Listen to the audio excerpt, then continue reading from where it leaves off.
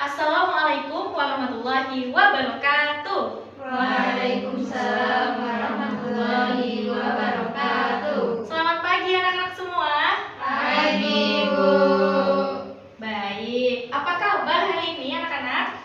Alhamdulillah. Biasa. Ibu kabar gimana, Bu? Alhamdulillah, Ibu juga baik. Adakah yang tidak masuk pada pertemuan hari ini? Ada. Siapa? Lulu. Lulu, kenapa Lulu? Ya, izin telat katanya, Bu. Oh, habis ada kegiatan. Oh, kegiatan IPM ya? Iya. Oh ya udah. Nanti Lulu bisa menyusul ya anak-anak. Baik, hari ini kita akan belajar tentang enzim dan metabolisme. Sebelumnya Ibu sudah menginstruksikan pada anak-anak bahwa di pertemuan yang lalu kita akan belajar tentang enzim dan metabolisme sel ya, betul? Betul. Nah, anak-anak, adakah yang bisa menjelaskan kepada Ibu apa yang kalian ketahui tentang enzim dan metabolisme? Ada yang ingin berpendapat? Saya dulu. Ya, silahkan Mbak Putih. Jadi dari yang saya baca itu, enzim itu merupakan suatu senyawa protein yang diproduksi oleh sel-sel makhluk hidup dan berfungsi sebagai biokatalisator. Betul, enzim sebagai biokatalisator. Ada yang tahu apa itu biokatalisator? Mbak Ayu? Mempercepat reaksi. Ya, betul sekali. Jadi anak-anak, hari ini kita akan belajar tentang enzim dan metabolisme.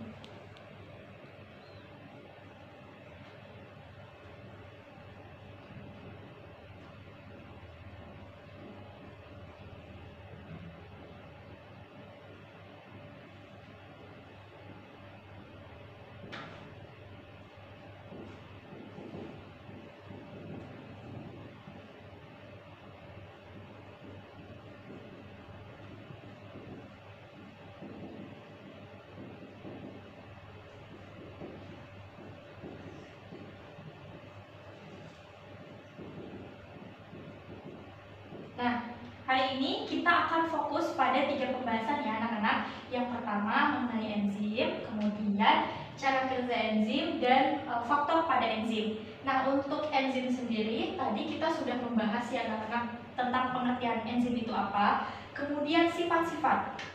Adakah yang kalian ketahui tentang sifat-sifat enzim? Dipengaruhi oleh suhu dan pH. Iya, betul sekali. Ada yang tahu lagi sifat-sifat enzim? Bekerja secara khusus. Iya betul, bekerja secara khusus. Ada lagi? Dapat digunakan berulang kali. Betul, dapat digunakan berulang kali atau secara bolak-balik gitu ya. Nah, pada hari ini kita akan belajar tentang bagaimana enzim, kemudian cara kerja enzim, dan faktor-faktor apa saja. Nah, teman-teman pernah tidak membaca Al-Quran, Quran Surat Al-Ma'idah ayat 3? Quran Surat Al-Ma'idah ayat 3 itu berbunyi tentang hewan ya anak-anak. Jadi bismillahirrahmanirrahim, hurimat alaikumul maitatu wadamu walahmul khinzir. Pernah mendengar? Wal ma uhilla li ghairillahi bi wal muhaniqatu wal mauquzatu wal mutaradiyatu wan natihah ma akala sabu illa mazakaitum wa ma zubiha ala nusuk. Jadi Allah itu diharamkan bagimu memakan bangkai, kemudian darah atau hewan yang mati selain atas nama Allah, yang kemudian dipukul, dicekik, dan dibunuh begitu ya. Nah, secara teori, jadi Al-Quran itu sudah menjelaskan ya tentang bagaimana sih kaitannya dengan metabolisme. Bayangkan anak-anak, ketika kita memakan bangkai misal, apa yang akan terjadi dalam tubuh kita? Bagaimana proses metabolisme tubuh kita dapat berjalan baik kalau kita memakan hewan-hewan tersebut? Begitu ya anak-anak? Oke, hari ini kita akan belajar dan mendalami tentang enzim melalui model discovery learning. Sesuai dengan instruksi Ibu pada pertemuan yang lalu, pada hari ini kita akan dibagi menjadi 2 kelompok ya. Nah, silahkan dapat berkumpul sesuai dengan kelompoknya. Mbak Ayu bisa dengan Mbak Divani dan Mbak Putih, kemudian Mbak yang di belakang bisa menyesuaikan. Di sebelah sana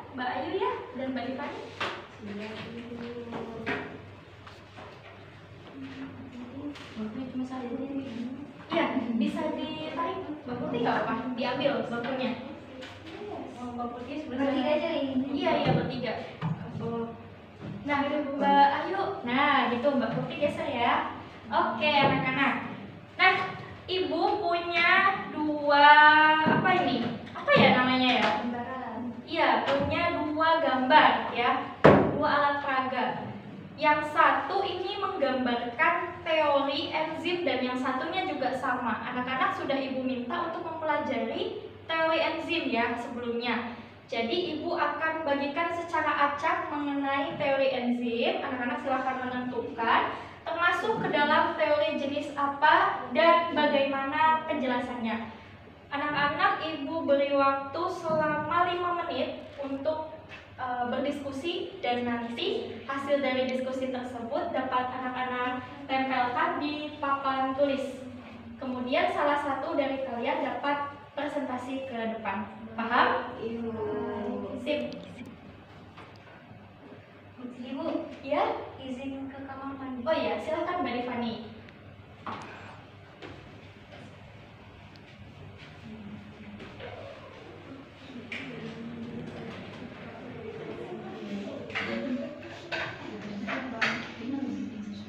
Iya?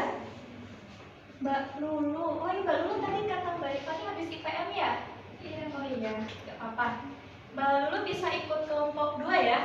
Iya. Teman-teman kelompok 2 bisa dijelaskan ya tugasnya pada Mbak Lulu. Iya, benar kan? Jadi sama saya ini lebih ke industri sih.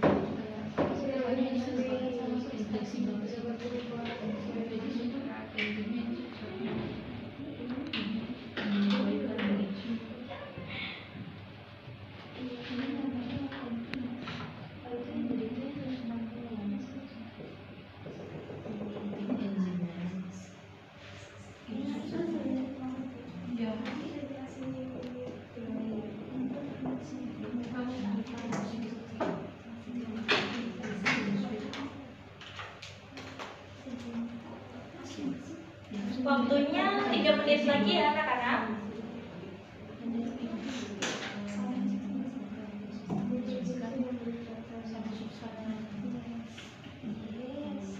Adakah kesulitan anak-anak?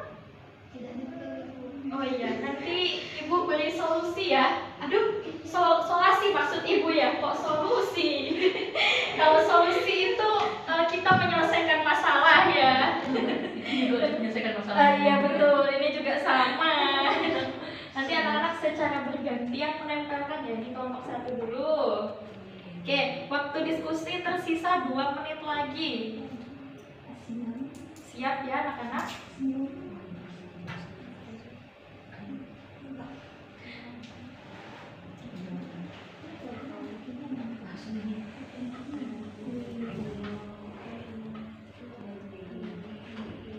Langsung ditempelin.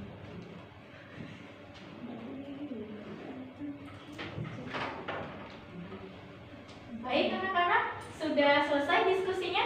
Sudah. Sekarang Ibu minta perwakilan dari kelompok 1 untuk menempelkan dan presentasi ke depan. Ya. Kelompok 1 siapa yang mau maju? Atau maju semuanya juga boleh? Semuanya. Iya, semuanya aja boleh. Yuk. Iya, boleh. Boleh. Boleh ya anak-anak?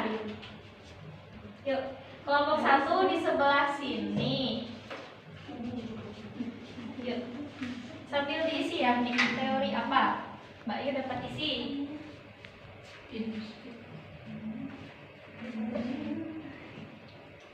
Nah, teman-teman kelompok 2 dapat memperhatikan ya, teman-teman kelompok 1 yang sedang mempresentasikan.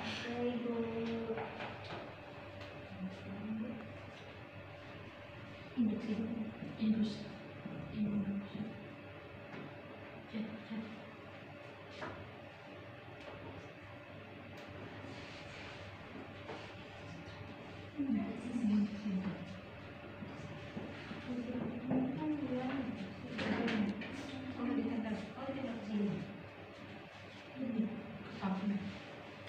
Solusinya kurang, solusi lagi. Solasi, ya solasinya kurang nggak? Gak apa-apa, gak apa-apa. Dah, yuk. Monggo teman-teman bisa presentasi. Ya teman-teman, ini hasil diskusi kami ya mengenai kerja enzim yang akan dijelaskan dari teman saya. Baiklah, jadi dari hasil diskusi kami menyimpulkan bahwa gambar ini tuh menunjukkan teori induksi atau induced feed. Mengapa demikian? Karena dari pengamatan kami, menurut kami itu gambar yang ini itu adalah enzim dan gambar ini adalah substrat. Nah, jadi enzim itu bersifat fleksibel sehingga dapat menyesuaikan oleh substratnya seperti itu. Ya, ada tambahan dari Bayu sama Mbak Padi? Sudah. Cukup. Oke, bagaimana teman-teman kelompok 2? Silahkan untuk menanggapi atau bertanya atau mungkin menambahkan informasi yang belum disampaikan oleh kelompok 1. Tidak ada Ibu. Cukup? Jelas? Baik, terima kasih untuk kelompok 1. Give applause anak-anak. Baik, selanjutnya adalah presentasi dari kelompok 2. Teman-teman kelompok 1 dapat memperhatikan ya. Ya, silakan ada salah satu mengisi, salah satu menempelkan.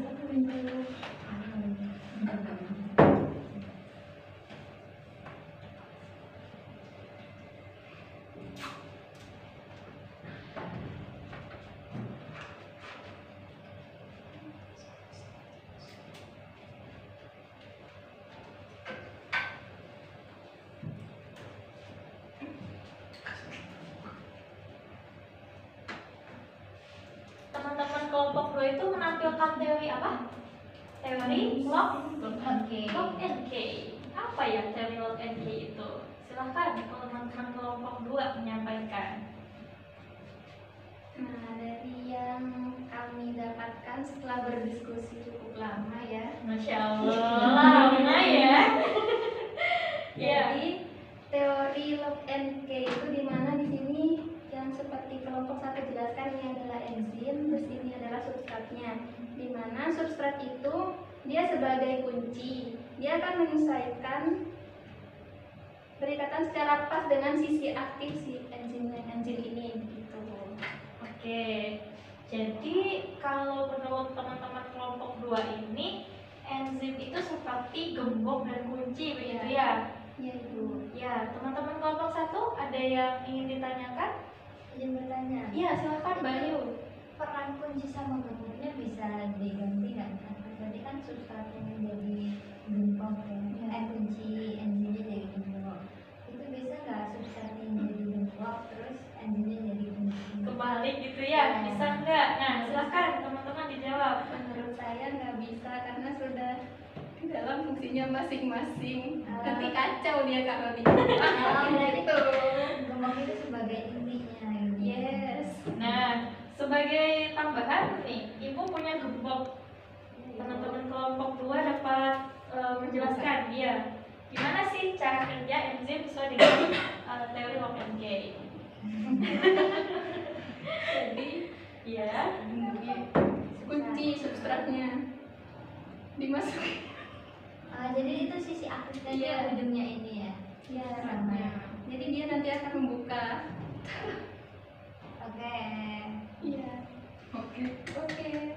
Oke, sudah jelas teman-teman? Sudah, Ibu. Ya, baik. Teman-teman kelompok 2 ada yang ingin disampaikan lagi? Sudah cukup. Oke, baik. Give applause anak-anak. Terima kasih. Teman-teman selamat kembali ke tempat duduknya ya. Oke. Teori enzim itu ada 2 ya. Ada teori induksi atau induced feed, kemudian ada teori log and key.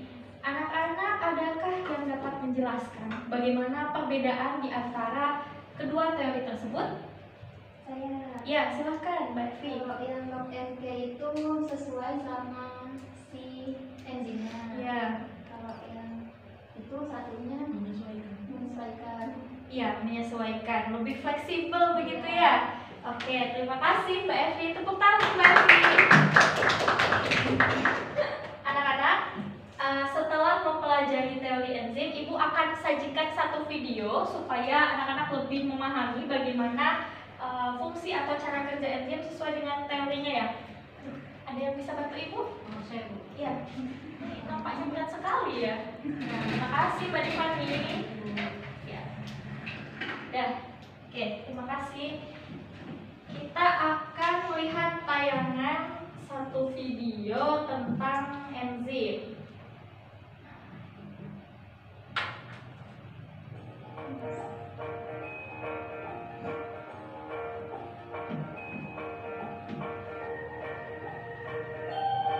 Nah, ini bisa dibayangkan ya, untuk enzim yang tersusun dari protein. Nah, tadi sudah disampaikan oleh Mbak Divani ya, kalau enzim itu berfungsi sebagai biokatalisator atau sebagai mempercepat reaksi. Betul. Jadi pada proses metabolisme itu kita membutuhkan enzim. Oke. Nah, ini adalah cara kerja enzim. Ada dua teori seperti yang sudah akan sampaikan tadi. Teori gembong dan kunci dan ada teori inducer speed.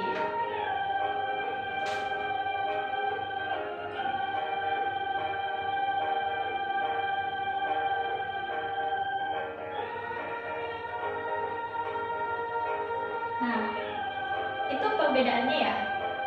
Ada yang namanya substrat, ada yang namanya sisi aktif, dan ada yang namanya enzim. Sisi aktif itu adalah bagian yang melengkungnya itu. Di sisi aktif itu enzim bisa menempel gitu ya. Nah, mereka menganalogikan mekanisme enzim seperti kunci dengan anak kunci. Yang substrat itu memasuki sisi aktif seperti anak kunci.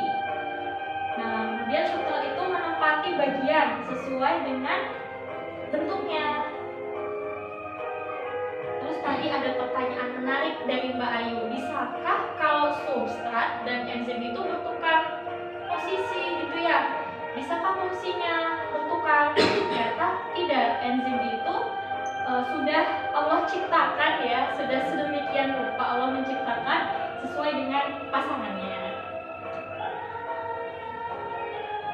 Nah, kemudian ini teori inducer speed atau induksi. Beda ya? Anak-anak bisa membedakan ya bagaimana perbedaan teori enzim lock and key dan inducer speed. Oke. Oke, sudah selesai videonya. Oke, sudah selesai videonya. Play lagi ya. Dah. Oke. Anak-anak, setelah ini Ibu akan membagikan satu kertas anak-anak untuk melakukan post test. Tadi kan sudah pretest ya di awal. Ibu sudah melakukan penilaian bagaimana anak-anak dapat memahami materi sebelum kita melakukan pembelajaran. Nah, sekarang Ibu minta anak-anak satu pertanyaan setengah menit cukup ya? Cukup? Cukup. Yang pertama langsung jawabannya aja. Jangan lupa diberi nama, nomor absen, dan kelas. Oke? Mbak Divani punya pulpen? Ada. Ya, Mbak Lulu dapat menginjamkan pulpennya ke Mbak Divani. Pensil nggak apa-apa. Ya? Mbak Ayu punya pulpen tidak? Punya. Ya, dikasih pinjam pulpennya ya. Ya Allah, anak-anak ini lucu sekali. Sekolah tidak punya pulpen. Ini Mbak, tasnya di sana dulu. Oh iya. Oke, tidak apa-apa. Yang pertama, apa yang dimaksud dengan enzim? Kayak master chef ya ini ya. Yuk anak-anak, post test itu sebentar, tidak lama. Harapannya anak-anak dapat bagus ya nilainya. Oke, sudah?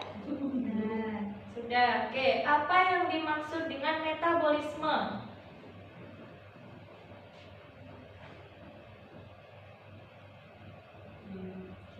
Sudah. Yang ketiga, apa hubungannya enzim dengan metabolisme? Sudah, cepat sekali ya. Pintar ini anak-anak Ibu. Sebutkan dua teori tentang enzim. Tidak dijelaskan ya, cukup sebutkan saja. Sudah. Dan sebutkan salah satu perbedaan yang paling menonjol di antara dua teori tersebut. Sudah. Baik, Mbak Divani sudah? Sudah, terima kasih Mbak Divani. Mbak Lulu sudah. Wah, jawabannya bagus-bagus ya. Panjang-panjang semua jawabannya. Masya Allah, dibikin cerpen. Wah, Mbak Ayu keren. Oke, kita sudah melakukan proses. Untuk selanjutnya, kita akan belajar tentang metabolisme yang dibagi menjadi dua ya anak-anak. Ada anabolisme dan ada katabolisme. Namun sebelum itu, kalian perlu memahami bahwa enzim itu terdapat beberapa faktor yang mempengaruhi. Ada yang tahu faktor apa saja? Faktor suhu. Kemudian ada lagi pH. Selain suhu dan pH ada lagi konsentrasi enzim dan ada lagi konsentrasi substrat. Nah, konsentrasi substrat. Baik anak-anak, selanjutnya untuk pertemuan yang akan datang, Ibu minta kalian belajar mengenai anabolisme dan katabolisme. Dan sebelum memasuki pembelajaran besok, akan ada pretest ya anak-anak. Jadi mohon untuk dipersiapkan. Ya, anak-anak, apakah yang kalian dapatkan dari pembelajaran tentang enzim dan metabolisme? Adakah yang ingin menyampaikan?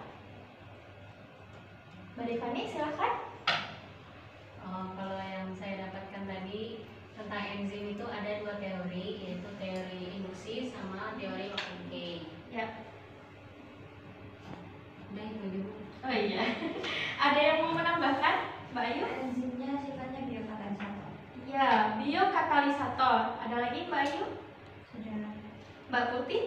Saya izin melengkapi yang bagian Divani itu saja. Ya, silakan. Jadi yang membedakan dari teori induksi dan teori lock and key itu adalah enzim pada teori induksi itu bersifat fleksibel, sedangkan pada lock and key itu tidak fleksibel. Oh, tidak fleksibel, betul. Ada yang menambahkan? Mbak Evi, silakan. Tidak ada. Tidak ada. Mbak, silakan. Tidak ada. Dulu, Mbak. Tidak ada. Cukup? Oke.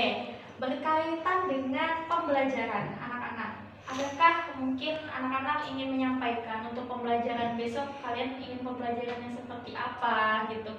Atau anak-anak ingin bagaimana pembelajarannya? Request Bu. Oh ya, silakan Mbak Divani. Gimana?